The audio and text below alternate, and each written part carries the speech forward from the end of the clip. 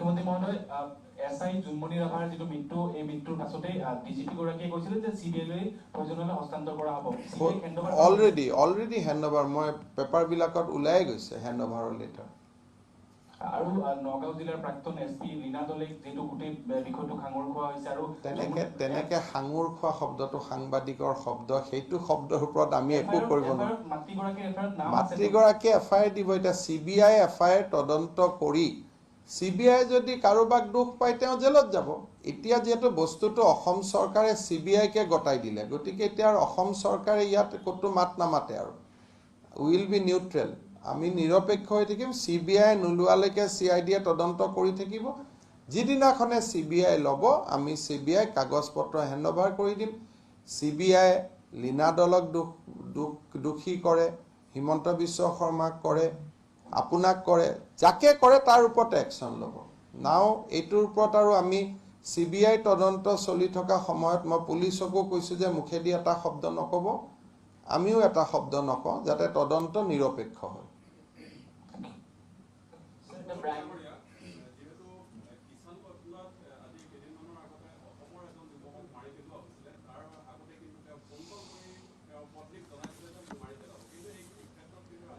তাতে কংগ্ৰেছ দলৰ শাসন চলি আছে বিহাৰত নীতিশ কুমাৰ মুখ্যমন্ত্ৰী বিষয়টো অত্যন্ত গম্ভীৰ মই ভাবো যে অসম কংগ্ৰেছৰ প্ৰতিনিধি দল এটা বিহাৰত যাব লাগে তেওঁলোকৰ চৰকাৰক এই বিষয়ে জনাব লাগে যে আপোনালোকে সমাধান কৰি দিয়ক আৰু ময়ো বিহাৰৰ মুখ্যমন্ত্ৰী ডাঙৰীয়াক চিঠি লিখিব গৈ আছো কালেকচন কৰি আছো গোটেই ডিটেইলছখিনি আৰু মই চিঠি এখন লিখি মই নীতিশ কুমাৰ ডাঙৰীয়াৰ পৰা মই বিচাৰিম এইটো যাতে এটা সম্পূৰ্ণ নিৰপেক্ষ তদন্ত হয় সাহায্যৰ কথাটো বেলেগ সাহায্যটো কোনোবাই বিচাৰিব লাগিব কি আছে কি নাই মই নাজানো আমি প্ৰথম মৃতকজনৰ আমি চিন্তা কৰিছো সাহায্যটো স্থানীয় বিধায়কে ঘৰত গৈ খবৰ ল'ব যি মোক ক'ব মই কৰি দিম সেইটো কোনো ইস্যু নাই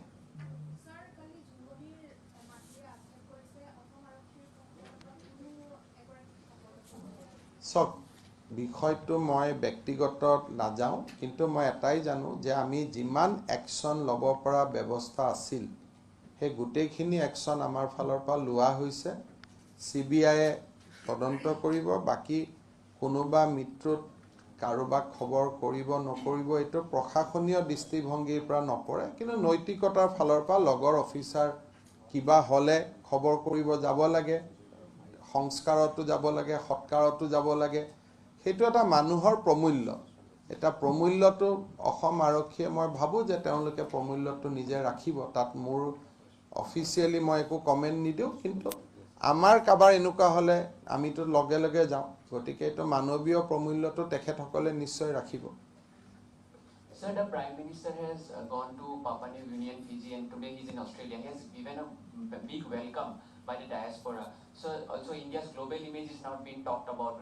We saw the images. What is your opinion on this?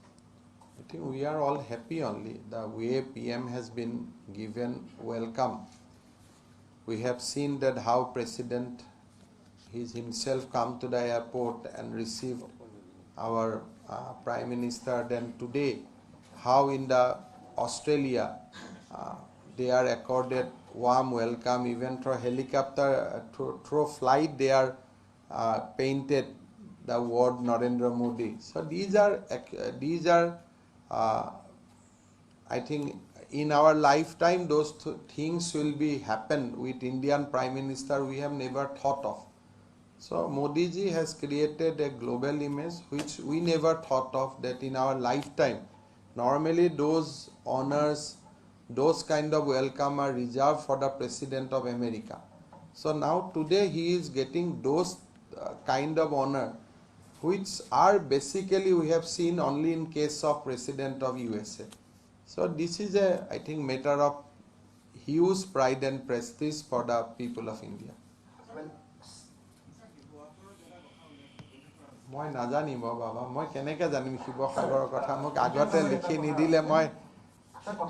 কিবা কম মানুহে কিবা ধৰণে সোশ্যাল মিডিয়াত লৈ যাব গতিকে যিটো কথা মই জনাটো সম্ভৱ নহয় তেনেকুৱা প্ৰশ্ন আপোনালোকে নকৰিব এখন কাগজত আগত লিখি দিব স্যাৰ গণোৎসৱত A+ যিবিলাক স্কুলে পাইছে তেওঁলোকৰ কন্টেক্সুৱেল কোনখিনি টিচাৰক ৰেগুলাৰ কৰিব তাত কম্পিউটাৰ টিচাৰখিনি সোমাই আছেনে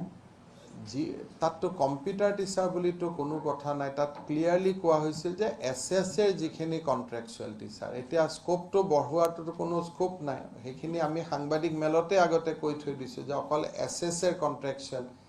আপোনালোকক যিসকলে ৰিকুৱেষ্ট কৰে তেওঁলোকৰ প্ৰশ্নবোৰ লিখি দিব যিবিলাক পেপাৰত ওলাব পাৰে সেইবিলাক প্ৰশ্ন সুধিব এইবিলাক ক'ত আপোনালোকৰ পেপাৰত জাগা দিব না পেপাৰত লিখিব না টিভিত ক'ব Since the past couple of days,